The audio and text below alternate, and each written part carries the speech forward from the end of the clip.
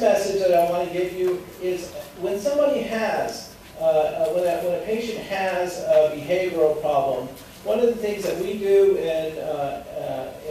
in medicine and in psychology and in the healthcare field, and one of the things that the family can do, a caregiver can do, is try to understand, where does that come from? Why might the person be developing this behavioral problem?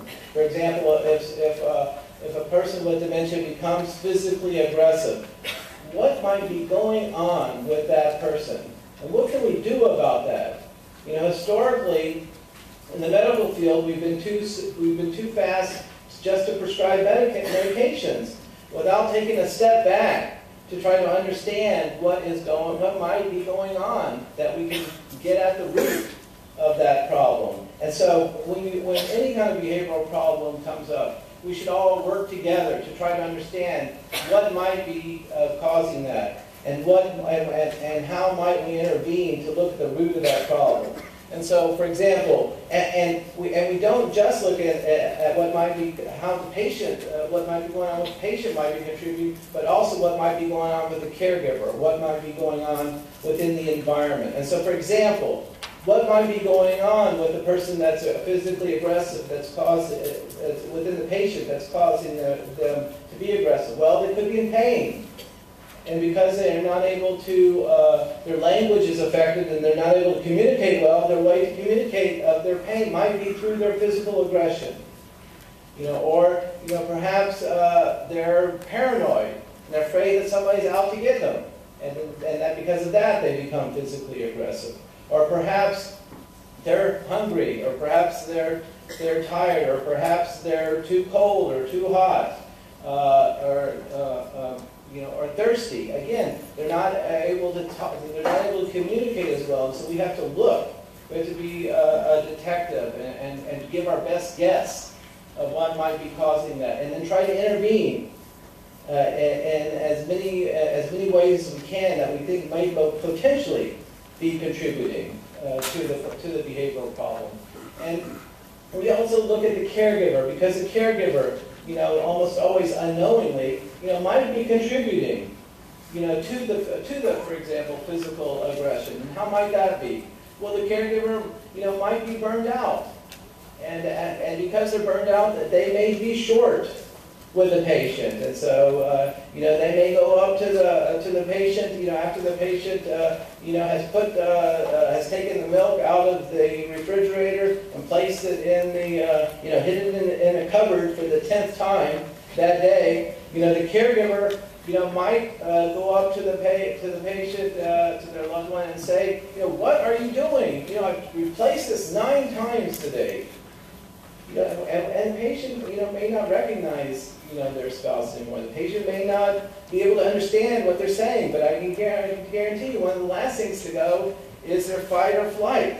So they see this, and they hear the tone of the voice, and they're able to understand that, and they may be reacting to that. So the intervention may be respite for the caregiver, education to the caregiver, encouraging the caregiver to get more help. And lastly, the environment. And I've touched on this, a little bit, in that the environment may be, is it too cold? Is it too hot? Is there too much stimulation in the environment? Is the person with dementia left in a room and a DVD is placed in the TV, and the DVD is, a war picture? And again, the person with dementia here's explosions, and here's violence, and is not able to kind of put it all together. Oh, this is a TV. This is not in my real life, and may slip into not knowing what's real, what's not, and maybe reacting to that. So, that's an important principle. So, looking at what might be going on within the patient, within the caregiver, and within the environment that might be contributing, and then the next step is to use your best guess. And again, when persons come to my office, I guide the caregivers in this process. But it's something that everybody can do. you're in touch with the person with dementia, and you can come up with some good ideas about what might be causing some of these problems, and then make some adjustments and see if they help. Change the amount of stimulation. Perhaps you're trying to get the person with dementia to do too many activities, and it's overstimulating to them, and it's causing conflict. Well, try not to do that. Try to let the person with dementia be for a while, and see how that goes. See if that doesn't cut down on the behavioral problem. So looking at what you can do, try to make changes, and if those don't work, try something else. And continue to try things to see if you can't find things that make the patient have less behavioral problems and help the whole family. So I want to talk about some studies that have been shown to help behavioral problems, and I'm going to give you some highlights in the literature. Some of the things that have been shown to work for patients with behavioral problems, like aggression, are some sensory interventions. And these may be things like massage, or they may be things like music, or there's also been exercise. Light exercise has been shown to be helpful for behavioral problems. And one of the things that comes back all the time to be most helpful is behavioral interventions. And behavioral interventions is pretty much what I told you, what I just explained to you. That is, try to understand what might be precipitating the problem. Try to address the precipitant of the problem and see whether that helps stop the problem. Those are behavioral interventions. And then there's some studies that show changes in the environment can help change behavior. So what are some needs of all persons with dementia? Meaningful, positive human contact. That doesn't leave. Having warm, trying to make warm emotional contacts with a person with dementia is always helpful. Trying to develop meaningful activities that are at the level of the person, at the person's cognitive level. So try to find something that's meaningful. Of course, it may not be what was meaningful before, but something that in their current situation might be meaningful to them. Not frustrating, but something for them to do. Whether it's sorting through pictures, or whether it's helping to fold, fold towels, or something that they can find and feel like they're being useful. And having successes, feeling safe and secure, and then having the physical needs met.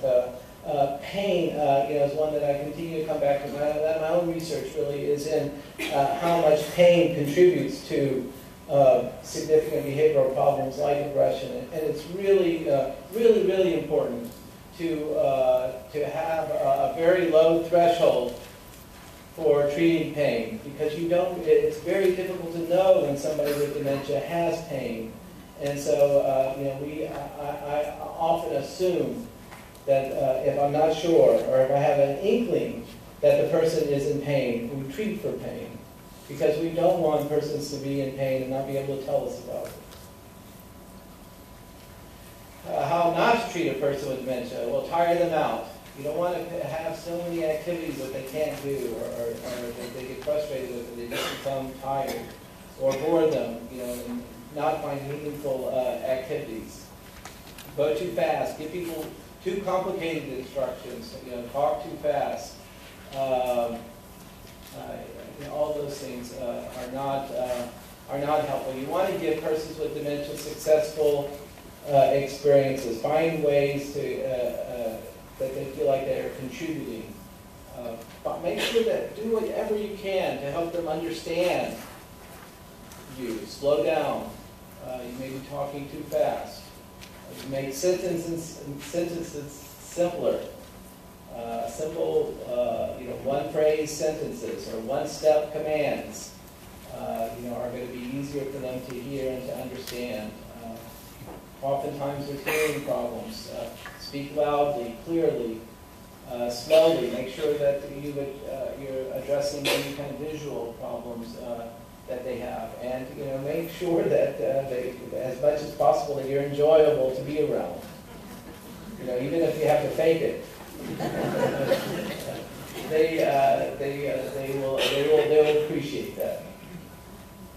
Medications, I'm not going to spend too much time on medications, just to say that we don't have any medications that are excellent for treating behavioral problems.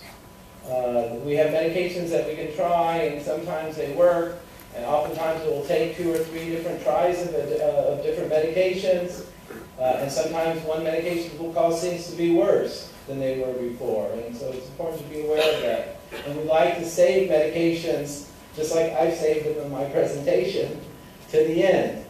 We really try to look for what might be contributing, before we start medications, except for really pain medications. The person's already in pain. What's helpful to caregivers? Education. Really trying to learn as much as you can about the illness. There's lots of good books out there. The Alzheimer's Association's website is full of information. Care coordination and information, I think is one of the most helpful things. Having someone there to kind of guide you, to answer your question, your specific questions, or guide you to specific resources. And that may be a certified geriatric care manager. It may be care assessment at the Alzheimer's Association. It may be senior assessment at the Jewish Family Services. There's lots of help out there. You just need to reach out for that help. And again, don't expect it all to come from the medical system. Reach beyond the medical system. Treatment of depression and anxiety. Again, 30 to 40% of caregivers may reach significant anxiety and depression, and that is treatable. And then lastly, the importance of maintaining your own health. And that includes diet, exercise, and making sure that you're going to see your own, you're taking your medications and seeing your own provider as needed. So I hope I've been able to show, give you some tips about addressing these behavioral problems, and to let you know that it's so important to kind of balance and address the needs of the patient and the caregiver, and to go out there and reach for the help that's out there. Thank you.